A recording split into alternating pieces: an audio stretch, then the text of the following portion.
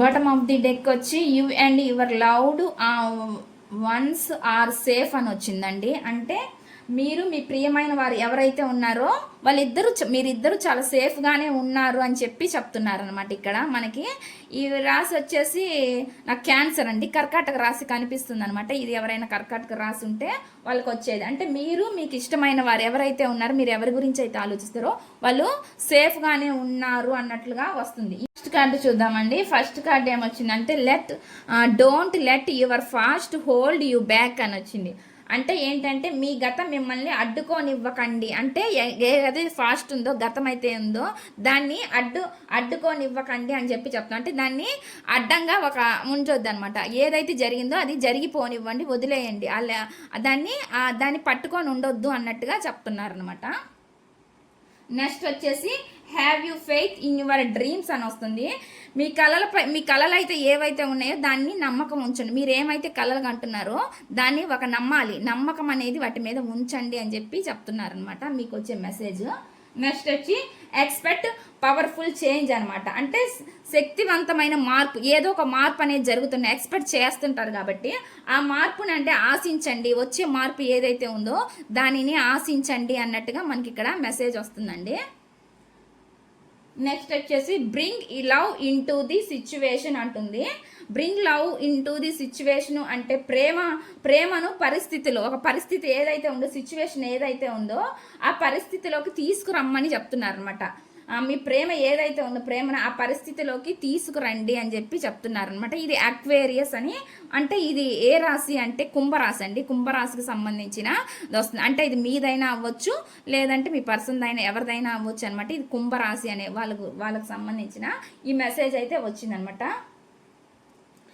Next వచ్చేసి let's time to take action అని చెప్తుందనమాట. ఇది యాక్షన్ తీసుకునే సమయం. ఈ సమయం మన మీద చర్య, మీరు ఏదైతే యాక్షన్ తీసుకోవాలనుకున్నారో అది దానికి సరైన సమయం అని చెప్తున్నారు. ఇది మేషరాశికి వచ్చిందనమాట. ఈ మేషరాశి వాళ్ళు ఎవరైతే ఉన్నారో దానికి సంబంధించి ఈ ఎనర్జీ అయితే వచ్చిందండి. నెక్స్ట్ కార్డ్ అండి యు ఆర్ గుడ్ ఇనఫ్ అని వచ్చింది. యు ఆర్ గుడ్ ఇనఫ్ అంటే మీరు మంచివారు అన్నట్టుగా వస్తుంది. అది కన్యారాశి ఎవరైతే ఉన్నారో వాళ్ళ గురించి వస్తుంది. ఇందులో మీరైనా ఉండొచ్చు, లేదా మీ పర్సన్ అయినా ఉండొచ్చు.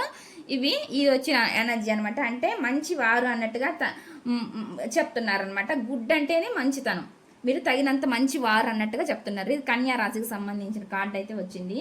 బిలీవ్ ఇన్ ది ఇంపాసిబుల్ అంటే అసాధ్యాలు, నమ్మకం రెండు అనేవి ఉన్నాయి. అసాధ్యం ఒకటి ఉంది, నమ్మకం అనేది కూడా ఒకటి ఉందన్నమాట. ఈ మూన్ మనకి రిప్రజెంట్ చేస్తుంది అనమాట. అసాధ్యం అనేది, నమ్మకం అనేది రెండు అనేవి ఒక దాంట్లో ఉన్నాయి.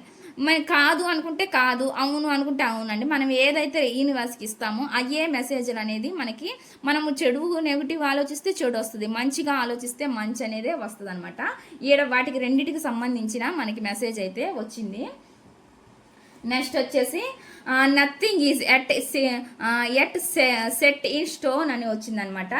ఈ పరిస్థితి నుంచి ఏమీ రాదు. మీరు ఏదైతే ఆలోచించి ఏదైతే ఓవర్ థింకింగ్ చేస్తారో అన్ని పరిస్థితి, ఏ పరిస్థితి గురించి మీరు ఆలోచించినా కానీ వాటి గురించి వచ్చేదంటూ ఏమీ ఉండదు అనేది చెప్తున్నారనమాట. ఈ పరిస్థితి నుంచి ఏమీ రాదు అనేది చెప్తున్నారనమాట. ఆ పరిస్థితులు అనేవి ఎప్పటికప్పుడు మనము లెట్గో చేసి ముందుకెళ్ళాలి. మనము యూనివర్స్కి మంచి గుడ్ ఎనర్జీస్ ఇస్తే మనకి కూడా యూనివర్స్ నుంచి అటువంటి ఎనర్జీసే వస్తాయి అనమాట. దాని గురించే ఈ కార్డు వచ్చింది అన్నట్లుగా నాకైతే ఇక్కడ కనిపిస్తుంది అనమాట. ఇవన్నీ మూన్ కార్డ్స్ నుంచి మీకు వచ్చిన మెసేజ్లు. నెక్స్ట్ వచ్చేసి టారో కార్డ్ నుంచి చూద్దాము. మీ పర్సన్ ఏం ఫీల్ అవుతున్నారు ఈ అమావాస్య రోజు, అంటే ఎమోషనల్గా ఉన్నారా లేదా అనేది ఒకసారి చెక్ చేద్దాము. టారో నుంచి చూద్దామండి. చూసే వ్యూవర్స్ ఎవరైతే ఉన్నారో వాళ్ళ పర్సన్ వీళ్ళ గురించి ఏం చెప్పాలనుకుంటున్నారు యూనివర్స్, వాళ్ళ నుంచి ఏం మెసేజెస్ ఇవ్వాలనుకుంటున్నారు. చూసే వ్యూవర్స్ ఎవరైతే ఉన్నారో వాళ్ళ నుంచి వీళ్ళకి వచ్చే మెసేజెస్ ఏంటి, చూసే వ్యూవర్స్ యొక్క పర్సన్ ఎవరైతే ఉన్నారో వాళ్ళ నుంచి చూసే వ్యూవర్స్కి వచ్చే మెసేజ్ ఏంటి. మీ పర్సన్ గురించి మీరు ఆలోచించవచ్చండి. మీరు వాళ్ళ నేమ్ని కూడా 3 times అయితే అనుకోవచ్చు. చూసే వ్యూవర్స్ ఎవరైతే ఉన్నారో వాళ్ళ పర్సన్ నుంచి వీళ్ళకి వచ్చే మెసేజెస్ ఏంటి, వాళ్ళు ఏం చెప్పాలనుకుంటున్నారు, వాళ్ళు వీళ్ళ గురించి ఏమి ఆలోచిస్తున్నారు. ప్లీజ్ యూనివర్స్, చూసే వ్యూవర్స్ ఎవరైతే ఉన్నారో వాళ్ళ పర్సన్ గురించి వీళ్ళకి ఏం చెప్పాలనుకుంటున్నారు, ఏం message ఇవ్వాలనుకుంటున్నారు universe.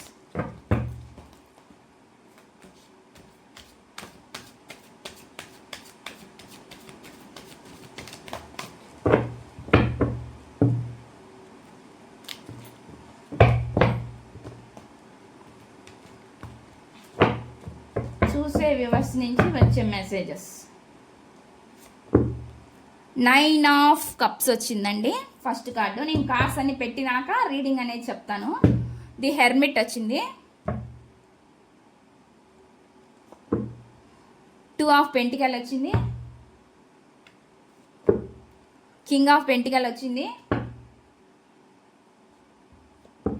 The fool card వచ్చింది. ఏస్ ఆఫ్ సోర్స్ వచ్చింది.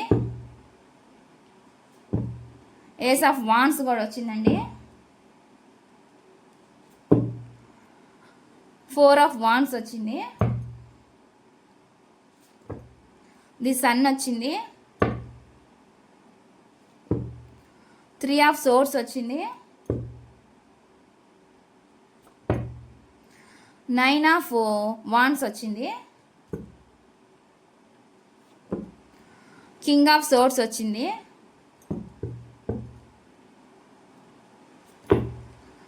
టెంపరెన్స్ వచ్చింది. ది డెవిల్ వచ్చింది. ఏస్ ఆఫ్ కప్స్ వచ్చింది. ది మూన్ కార్డ్ వచ్చింది. ఇక్కడ వచ్చేసి 6 ఆఫ్ సోర్స్ వచ్చిందండి. 6 ఆఫ్ సోర్స్. డెత్ కార్డ్ వచ్చింది.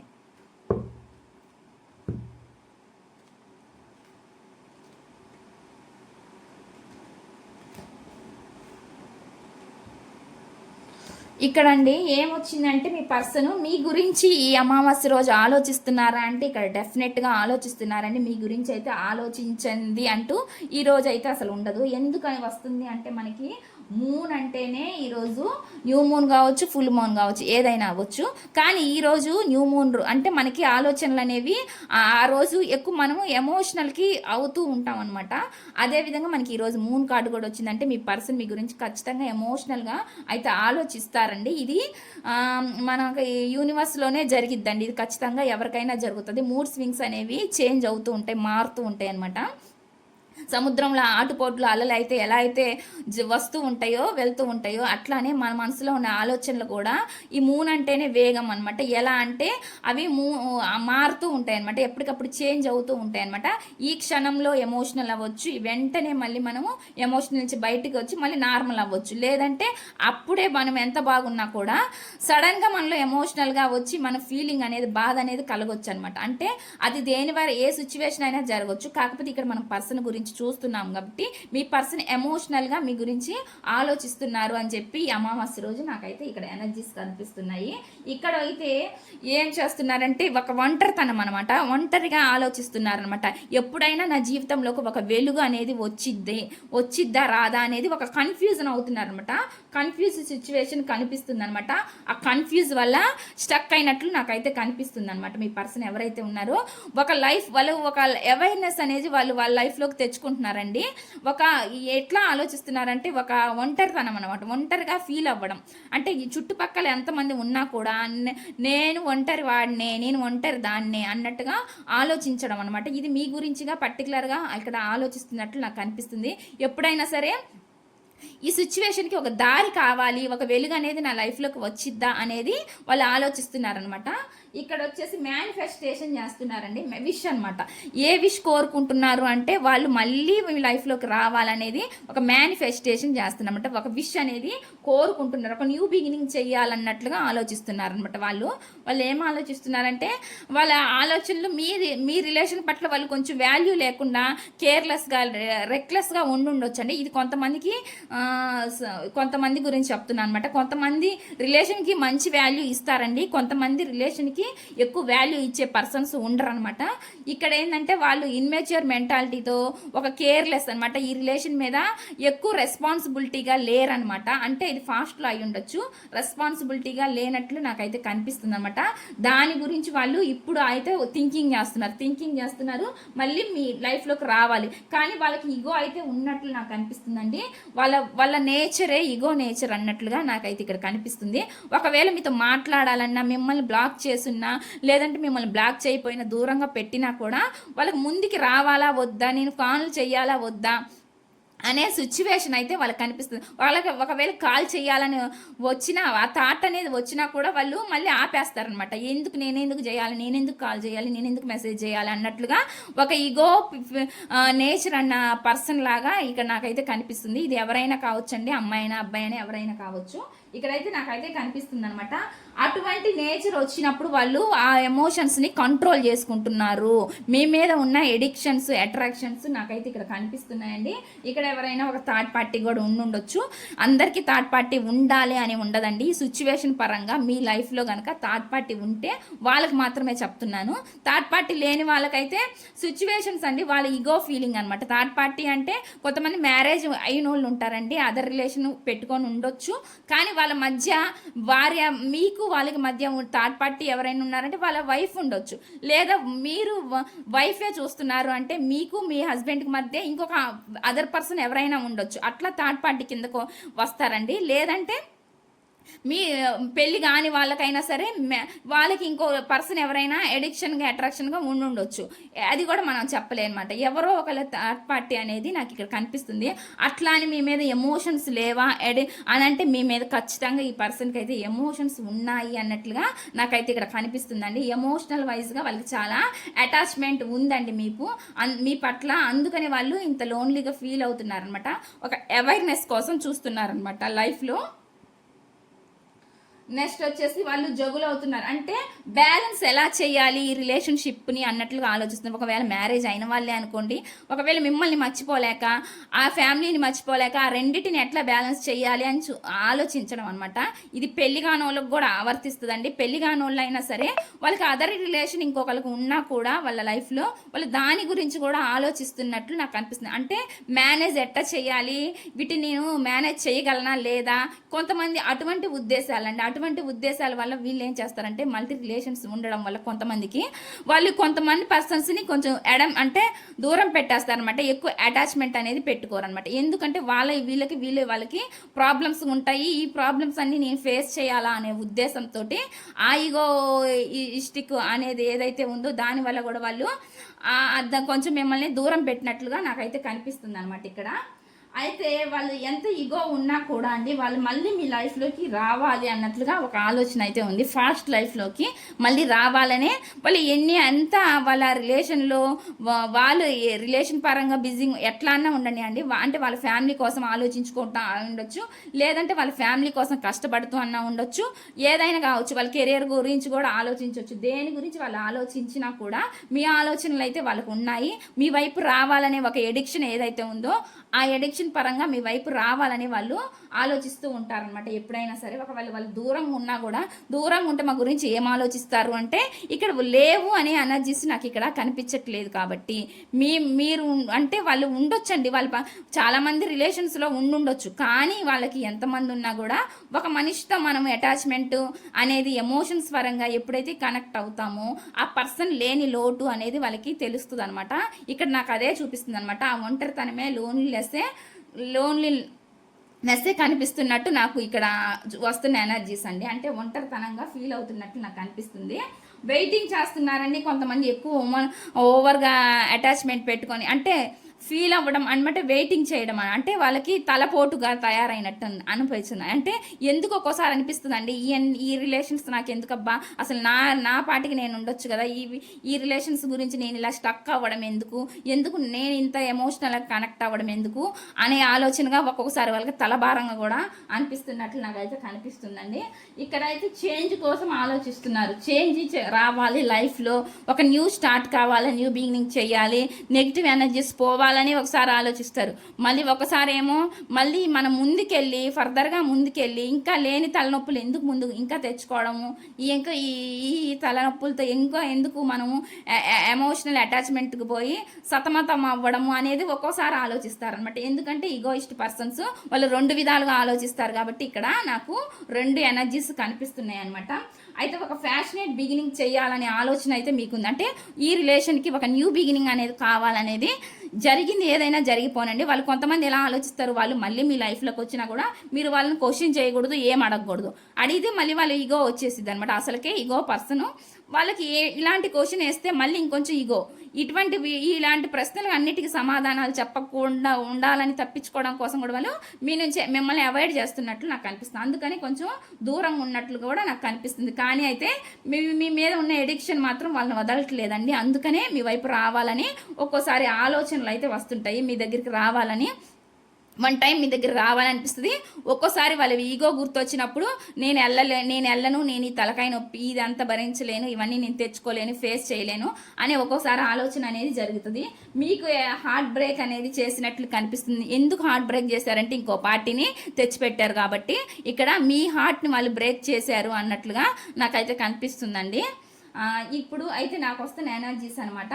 కింగ్ ఆఫ్ సోర్స్ అంటే ఇగో ఉంది కాబట్టి ఆ పర్సన్కి నేనే ఎందుకు కాల్ చేయాలి, నేనే ఎందుకు మెసేజ్ చేయాలి అని ఆలోచించడం అనేది నాకు ఇక్కడ కనిపిస్తుంది. ఇగోకి మనకు 2 విధాలుగా వచ్చినాయండి. ఇగో ఒక్కోసారి మీరు కూడా అనుకోవచ్చు, అసలు ఈ పరిస్థితిలో వీళ్ళున్నప్పుడు నేనెందుకు నా పరిస్థితులు నేను ఉండకూడదు, నా సిచ్యువేషన్లో నేనే ఉండకూడదు, నేను మాత్రం ఎందుకు కాల్ చేయాలి, నేను మాత్రం ఎందుకు మెసేజ్ చేయాలని మీరు కూడా అప్పుడప్పుడు ఆలోచిస్తారు. కాబట్టి అటువంటి ఎనర్జీస్ కూడా కనిపిస్తుంది నాకు ఇక్కడ.